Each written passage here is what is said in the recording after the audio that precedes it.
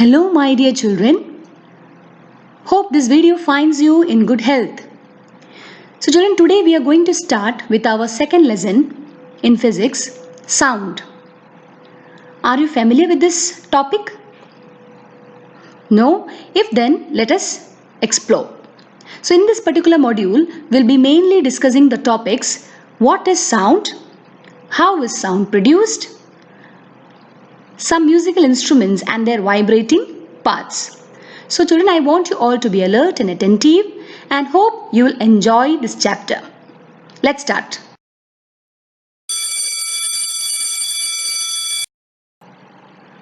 Oh, what is this? Sound of a bell. Children, you are missing this sound nowadays, isn't it?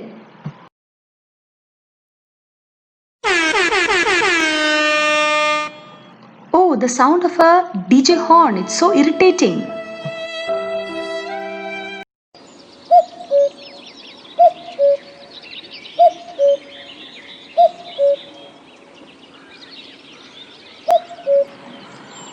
Oh, such a calm, pacifying music from the violin and the sweet song of the cuckoo. Children, we have a wide variety of sound around us. Different objects produce different types of sound. The sound varies.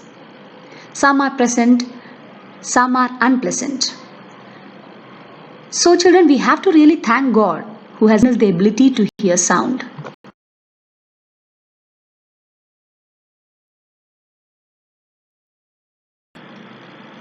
Children, let us now discuss the importance of sound.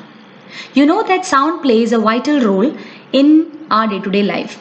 Just take the case of this pandemic. You are sitting in your homes watching the video presentations and you are able to hear the sound of your teacher. I think some of you might have experienced saying voice cracking, voice lagging. So these are all the problems that we are facing now, of which we didn't expect.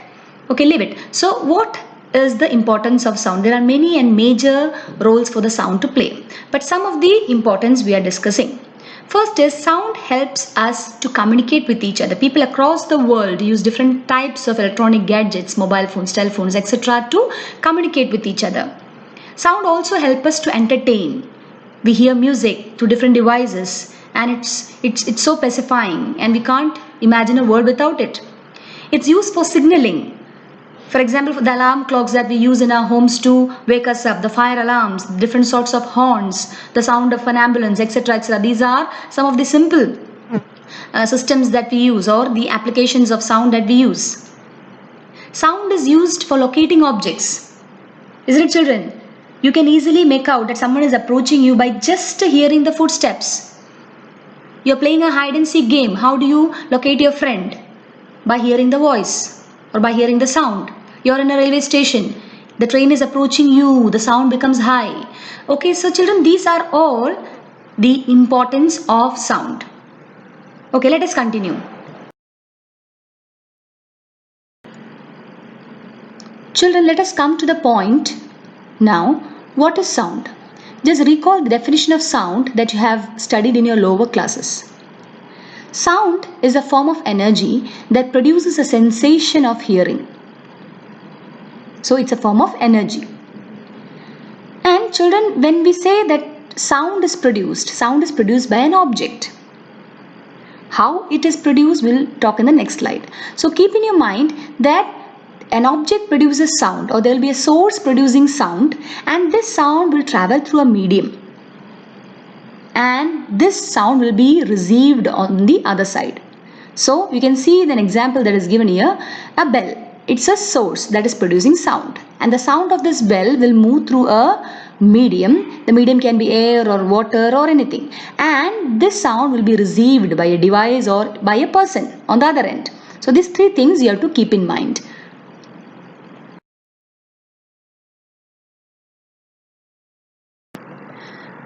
How sound is produced? Children, let us go through some of the textual activities. Take a rubber band, put it around the longer side of a pencil box, insert two pencils between the box and the stretched rubber. Now try to plug the rubber band in the middle. So you are able to hear the sound. You can see the motion of the rubber band It is moving to and fro, and that is called as a vibration, and due to the vibration of that particular rubber band we can hear the sound. Now take a metal plate or a shallow pan and hang it in a convenient place so that it doesn't touch the wall, and now strike it with a stick and you hear the sound. Actually, when you strike with the stick, actually what happens, you can feel the trembling. If you touch the surface, suddenly you can feel the vibrations that are produced over the surface. Okay, now let us take some more two examples. There you can see the water waves that are produced when you put a stone in still water. So when you put a stone in still water, you hear the sound. So that sound is produced with vibrations, and that vibrations passes on to the water in the form of waves.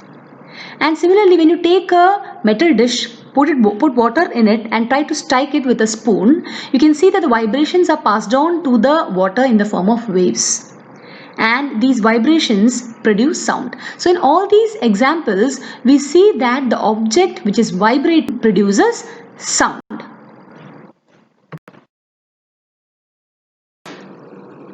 Children, now we know that sound is produced by the vibration of objects, or a vibrating body produces sound. So let us define vibration. The to and fro or back and forth motion of an object about a mean position is called vibration. So to understand it, let us take the example of a simple pendulum. Children, you know it, you have studied it in your 7th standard.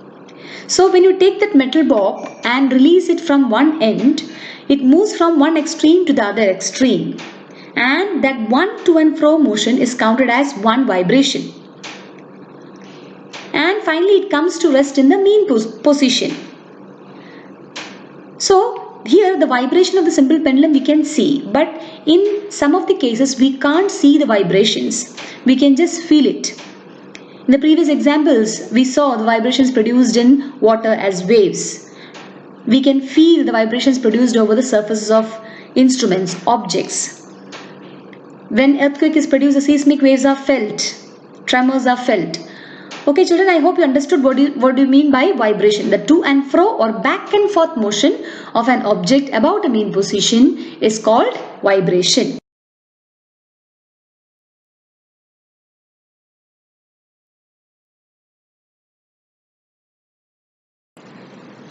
Children, now let us familiarize ourselves with some musical instruments and their vibrating parts. Children, here we have some pictures of musical instruments. Let us go through them one by one. Ghatam, manjira, tabla, flute, veena, mridangam, harmonium, iktara, guitar. Children, we can classify musical instruments into 3: stringed instruments, percussion instruments and wind instruments. So here iktara, guitar, veena all come under stringed instruments because here the string vibrates and the sound is produced. In the case of harmonium, we have the metal reed, and the metal reed produces sound. The vibration is passed on to the air column inside the body, and it is moved, and as a result the sound is produced. Flute also comes under wind instrument. So here the air column inside the flute vibrates and hence sound is produced. Mridangam, tabla, there the sound is produced due to the stretched membrane. So mridangam, the body vibrates as a whole.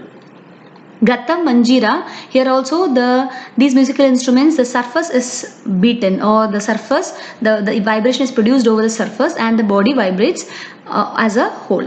So these are some of the musical instruments. Okay, let us conclude.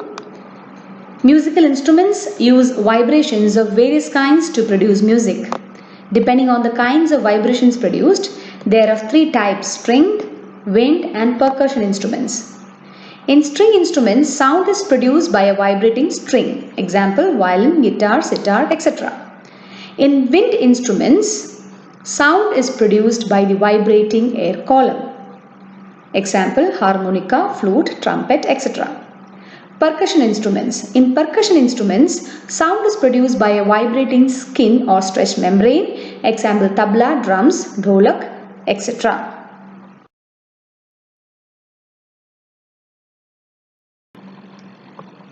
Notes to be written in the notebook. Children, go through it and write it in your notebook.